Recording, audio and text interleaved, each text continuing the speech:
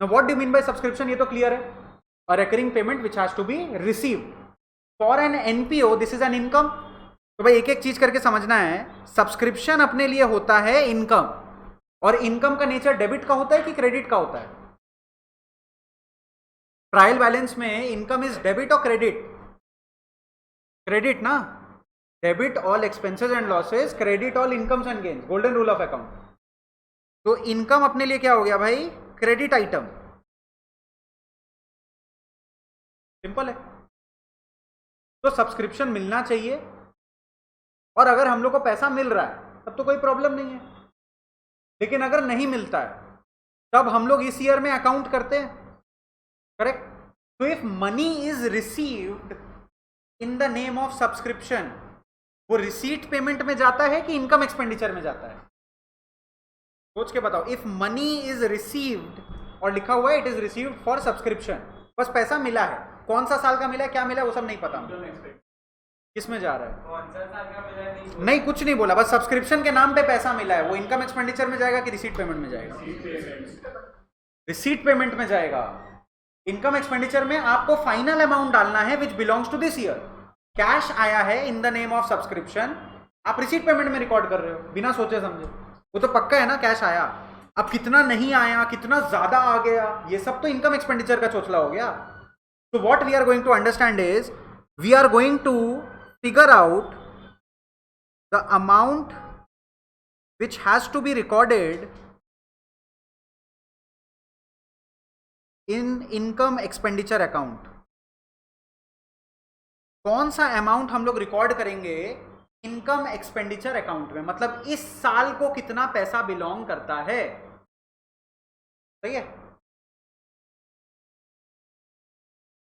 ये है मेरा रिसीट पेमेंट अकाउंट. एक छोटा सा हम आइडिया दे रहा है. This is my receipt payment. Receipt payment में receipt left side, payment right side, जैसा होता है वैसा ही है. यहां पर लिख दिया हम लोग to subscription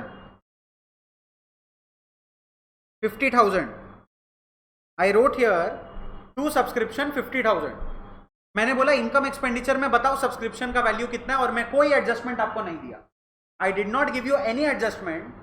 This is the question, and I asked you what will be the amount to be recorded in income and expenditure account. What will be your answer?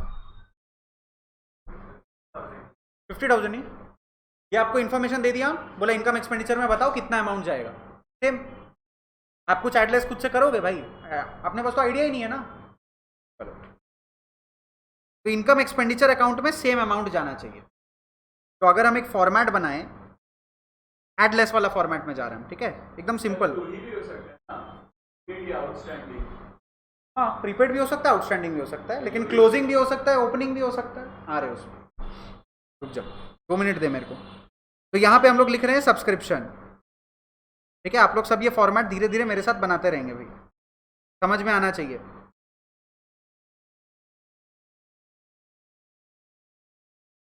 तो यहां पर मैंने बोला because no information is available, because no further information is available, we will post this 50,000 rupees to income expenditure account. तो what is the amount that is coming here? 50,000. खत्म. Statement क्या लिख सकते हैं? Subscription receive during the year. यही statement best है भाई. Subscriptions received during the year. आ गया भाई 50,000.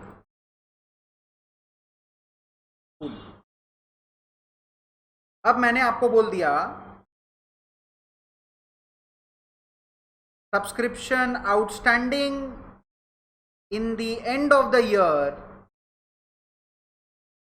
₹10,000. क्या करेंगे? ऐड करेंगे. सब अग्रीड?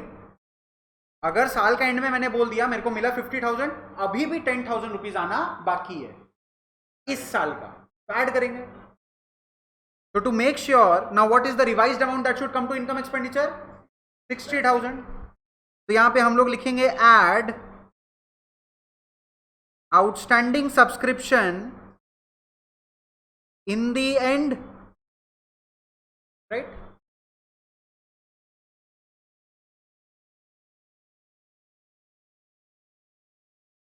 नीचे में और एक एडजस्टमेंट दे दिया। क्या एडजस्टमेंट दे दिया? In this amount ₹5,000 was included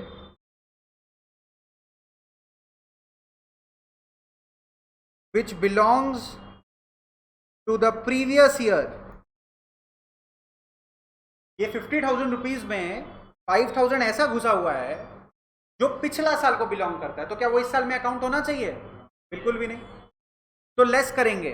अच्छा एक बात बताओ, दिस 5,000 रुपीज मेरे को जो पिछला साल का मिला अभी, इसका मतलब यही हुआ ना कि पिछला साल 5,000 रुपया मिलना बाकी था। पिछला साल का आउटस्टैंडिंग मेरे को अभी मिल रहा है, तो मेरे को अच्छा नहीं लग रहा, मैं उसको माइनस कर रहा हूं।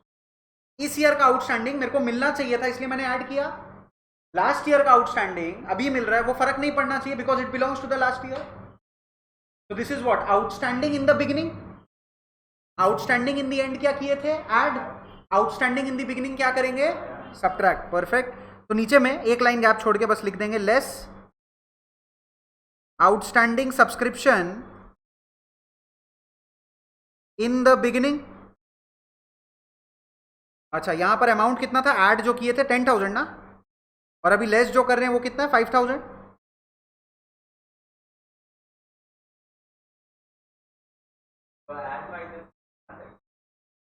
नहीं नहीं नहीं, एडलेस है ना, आप रफक बना रहे हो भाई। बीआरएस मत हो गया खत्म, अब छोड़ दे भाई। आज भी मन नहीं किया बीआरएस बनाने का। ठीक है, तो 10 हो गया ऐड, 5 हो गया लेस। और एक चीज पढ़े थे, प्रीपेड। प्रीपेड बोल रहा था, तो प्रीपेड क्या होता है? तो प्रीपेड का मतलब क्या हुआ? कोई एक्स्ट्रा पैसा दे दिया ना जो इस साल को बिलोंग नहीं करता। उसको और रिफाइंड लैंग्वेज में अगर हम लोग लिखें, it is money that an NPO has received in advance for the upcoming year, right? तो ऐसा इसमें और एक एडिशनल एडजस्टमेंट हम लोग डाल सकते हैं। In this amount ₹3,000 was included which belongs to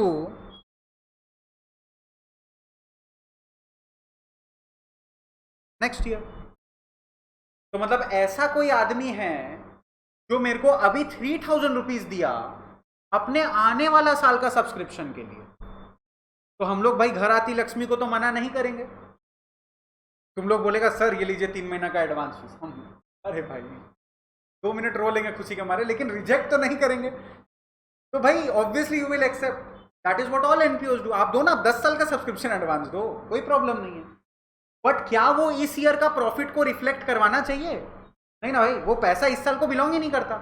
आपका पैसा आ गया कैश बुक में रिकॉर्ड कर लो, मतलब रिसीट पेमेंट में रिकॉर्ड कर लो, लेकिन इनकम एक्सपेंडिचर में रिकॉर्ड नहीं होगा। What is this? This is advance money that I have received during the year. मैंने कब रियलाइज किया ये 5,000 रुपया नेक्स्ट ईयर का है, 3,000 रुपया नेक्स्ट ईयर का है? कब रियलाइज किया? 31 मार्च को अकाउंटिंग ईयर खत्म हुआ, मैंने रियलाइज किया इसमें 3,000 रुपया ऐसा है, this contains 3,000 rupees which belongs to the next year. तो इसको ऐसा बोल सकते हैं एडवांस मनी रिसीव्ड नहीं नहीं फॉर द नेक्स्ट ईयर, या advance received eight the end of the year. इस साल का एंड में मैंने रियलाइज किया मेरे को एडवांस मिला 3,000, so advance received eight the end of the year. क्या कर रहे हैं हम लोग? इसको हटा दे रहे हैं, माइनस कर रहे हैं। तो लेस में डालिए एडवांस सब्सक्रिप्शन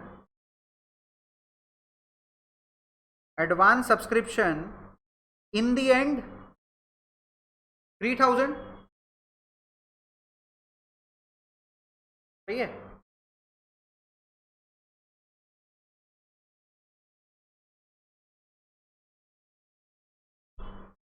अब मजेदार चीज, ये अमाउंट से मतलब ही नहीं है। ये अमाउंट को हम लोग जितना पॉसिबल वे था तंग कर लिया। तो ये दो ही तरीका था, दोनों तरीके से तंग कर लिया। अब और एक स्टेटमेंट नीचे लिख दिया भाई कि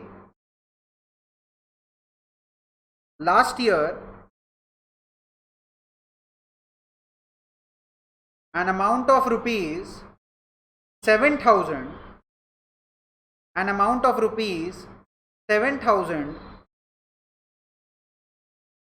was prepaid by a subscriber। Last year बोल रहा है, इसका मतलब क्या? करेक्ट। लास्ट ईयर एक आदमी हम लोग को इस साल का पैसा दे दिया था, तो वो पैसा इस साल को बिलोंग करता है, तो that money should be added to the income of this year. So how can we frame this? This is advance received, advance payment for this year made on received in the last year. तो ऐसा बोल सकते हैं advance received in the beginning of the year. Simple. यहां पे लिख दीजिए add advance subscription in the beginning 7,000. अब हम लोग को फाइनली मिल सकता है इस साल का फाइनली कितना पैसा बिलोंग करता है. तो मेरे को शुरू में मिला था कितना, 50,000. मेरे को लगा था वही अमाउंट है. फिर धीरे धीरे जब सम को पढ़े तो पता चला यार 50,000 तो बेकारी अमाउंट है, क्योंकि उसमें 2 आइटम है जो ऐड करना है और 2 आइटम है जो लेस करना है. फाइनली अब तो अमाउंट मिल सकता है. भाई बताओ कितना आ रहा है, टोटल आ रहा है, टोटल आ गया इधर 50 और 17 67, और 67 से माइनस करेंगे 8,000 आ रहा है टोटल इधर, तो आ रहा है 59,000. Correct. This is what, this is subscription for this year. subscription for the current year, and this is the amount that should go to income expenditure account. मस्त है. ये करने का आपको 4 मार्क मिलेगा. सही है. लेकिन क्या लगता है इतना इजी लैंग्वेज में तो देगा नहीं. Rather, I have also not written any of this in the language that I wrote right now. We just interpreted it in a easier manner to make a formula. But ये तो गंदा से गंदा language में दे सकता है. ये तो आपको खुद अज्यूम करना होगा कि लास्ट ईयर अगर 3,000 का अभी मिल रहा है तो वो आउटस्टैंडिंग है. ये सारी चीजें आपको याद रखनी पड़ेगी. समझ आ रहा है. एड लेस से हम लोग को ये अचीव हो गया that the amount that we receive in the receipt and payment account. ये 50,000 कहां से लिए थे, रिसीट पेमेंट से ना. तो यहां पर एक काम करते हैं ना, ब्रैकेट में लिख लेते हैं रिसीट पेमेंट. अभी देखो ये काम आएगा. ये अमाउंट था रिसीट पेमेंट का, और ये जो अमाउंट आया 59,000, this 59,000 belongs to income expense.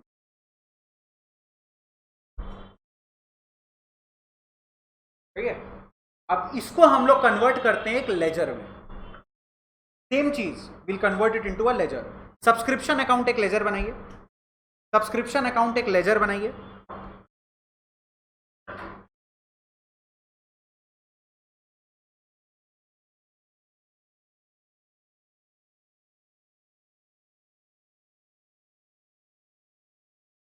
Date वेट कुछ दरकार नहीं है भाई, बस ई फॉर्मेट एकदम.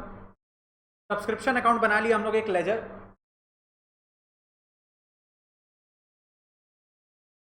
मजेदार चीज भाई. सब्सक्रिप्शन का पैसा मिला, we have received money in the name of subscription. What should be the journal entry in the books of NPO? Tell मी.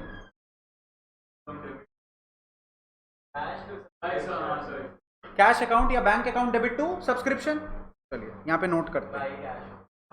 अच्छा, कैश अकाउंट डेबिट हम लोग का माइंड में क्या आ रहा है, कैश और bank account debit to subscription. अब एक बात बताओ, हम लोग यहाँ पे कैश बुक बना रहे थे? नहीं. क्या बना रहे थे? Receipt and payment account. Cash book तो बनाए नहीं हम लोग. कैश बुक के बदले में हम लोग क्या बनाए? Receipt and payment account. तो इंस्टेड ऑफ राइटिंग कैश और bank, the terminology will change into receipts and payments account debit to subscription account. तो कैश या बैंक का जो कंसेप्ट है वो एनपीओ में हम लोग रिप्लेस कर देते हैं with receipts and payments. Regular जो हम लोग को इनकम आ रहा जा रहा है वो रिसीट पेमेंट से रिप्लेस करेंगे. The only cash and bank that will be using is the balance sheet वाला cash and bank, nothing else. बाकी पूरा ट्रांजैक्शन या जर्नल एंट्रीज या लेजर जो फॉर्म करेंगे रिसीट एंड पेमेंट यूज करेंगे. ठीक है बैंक. अपना दिल में जान के रखना, मन में जान के रखना है बैंक.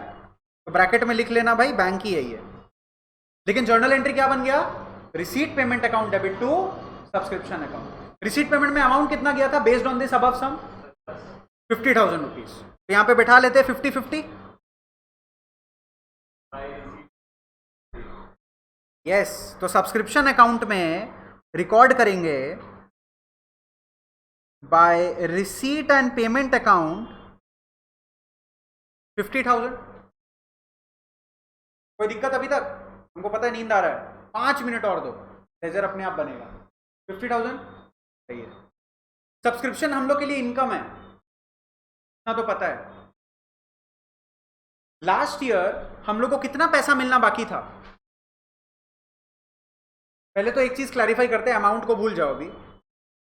अगर मेरे को कोई चीज मेरा इनकम है एंड वो मेरे को मिलना बाकी है, वो मेरा एसेट है कि मेरा लायबिलिटी है? एसेट है, डेफिनेट है। एसेट का डेबिट बैलेंस होता है कि क्रेडिट बैलेंस होता है?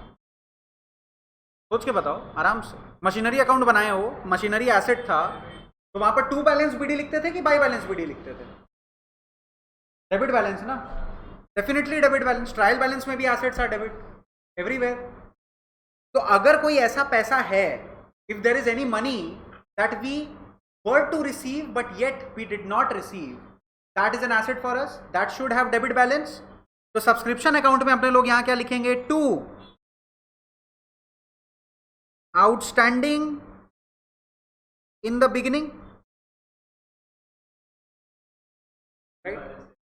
लिखेंगे तो टू बैलेंस सीडी, लिखेंगे तो हम लोग टू बैलेंस सीडी। लेकिन आप लोग को तो मालूम रहेगा कि ये आउटस्टैंडिंग इन द बिगिनिंग है, मतलब लास्ट ईयर मेरे को कुछ पैसा मिलना बाकी था जो अभी तक नहीं मिला मेरे को। इसका अमाउंट कितना है भाई? आउटस्टैंडिंग इन द बिगिनिंग था कितना है? 5,000। ये वाला line, subscription outstanding in the beginning 5,000, तो यहां पे लिख लेते हैं भाई 5,000।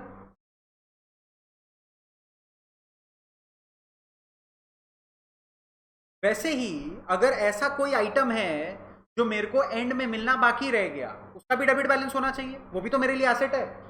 Something which I was yet to receive, did not receive, that is definitely an asset. And right now I realise I have yet to receive more money at the end of this year, that is also some amount that I should consider as an asset. यहां पर लिखेंगे to outstanding in the end, to बोल रहे हैं sorry, by outstanding in the end, bracket में आ रहा है अपना बैलेंस, इसको बीडी कर लीजिए फॉर बेटर अंडरस्टैंडिंग, और यहां पे कर लेते हैं इसको सीडी अपने को। अमाउंट कितना दिया हुआ है आउटस्टैंडिंग इन दी एंड का? 10,000 रुपीज। प्लेस कर दिए। ये दोनों एसेट था। अगर मेरे लिए कोई इनकम आउटस्टैंडिंग है, डेफिनेटली मेरे लिए एसेट है, मेरे को मिलना है। और अगर कोई आदमी हमको पहले से पैसा देके रख दिया, वो तो शुरुआती लायबिलिटी है मेरे लिए। If you pay me in advance then definitely I am liable to give you the services that you desire for the limited amount of time you have paid me। तो यहां पर अगर कोई एक ऐसा आदमी है जो पहले मेरे को ज्यादा पेमेंट दे दिया, इस ईयर मेरा लायबिलिटी बना हुआ है। Get the idea? And again if there is a guy who has paid me again this year for the next year, again created a liability for future use। देखिए यहां पर by advance in the beginning, advance in beginning का amount कितना है भाई? 7,000 advance in beginning. इसमें भी आप लिखेंगे बैलेंस बीडी, ये भी बैलेंस बीडी है, बट ये जो बैलेंस बीडी है this is advance in the beginning. ये वाला जो बैलेंस बीडी है, एक अकाउंट में मल्टीपल बैलेंस सीडीबीडी हो सकता है। नया चीज अभी तक लेजर में हम लोग क्या देखे हैं? खाली एक ही साइड सीडीबीडी होगा, ऑपोजिट डायगोनली होता है, भूल जाइए। अब एवरीथिंग इज ओपन, चारों साइड, मतलब टू में भी, बाई में भी, इधर टू में भी, बाई में भी, सीडीबीडी किसी भी साइड आ सकता है, और चारों एक साथ भी आ सकता है, जो स्पेसिफिकली सब्सक्रिप्शन अकाउंट में। समझ आ रहा है? तो यू हैव टू रिमेंबर कि वो बैलेंस सीडी जो उतारे वो एसेट है कि लायबिलिटी है, इसीलिए इतना क्लैरिफिकेशन है। ठीक है, ब्रैकेट में ऐसे मेरे को आउटस्टैंडिंग इन द बिगिनिंग लिखना चाहिए, लेकिन अभी बैलेंस सीडीबीडी छोटा बात है, ये ज्यादा बड़ा बात है। अच्छा, अब कोई चीज एडवांस इन द एंड होगा तो ठीक डायगोनली बैठेगा of advance in the beginning, because again it has created some kind of a liability. To advance in the end, amount कितना था? 3,000। परफेक्ट, यहां पे लिख देते हैं बैलेंस सीडी।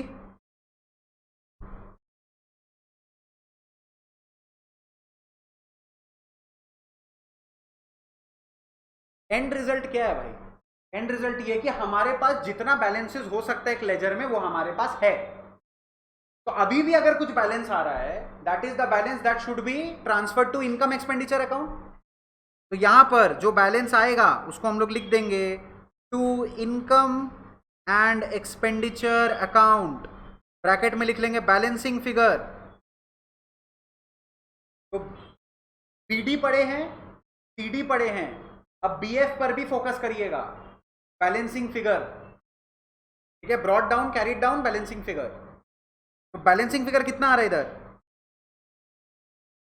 का टोटल कितना आ रहा है 67, इधर भी 67 लिख दिए, 67 minus 8, same method, sorry same answer, two different methods.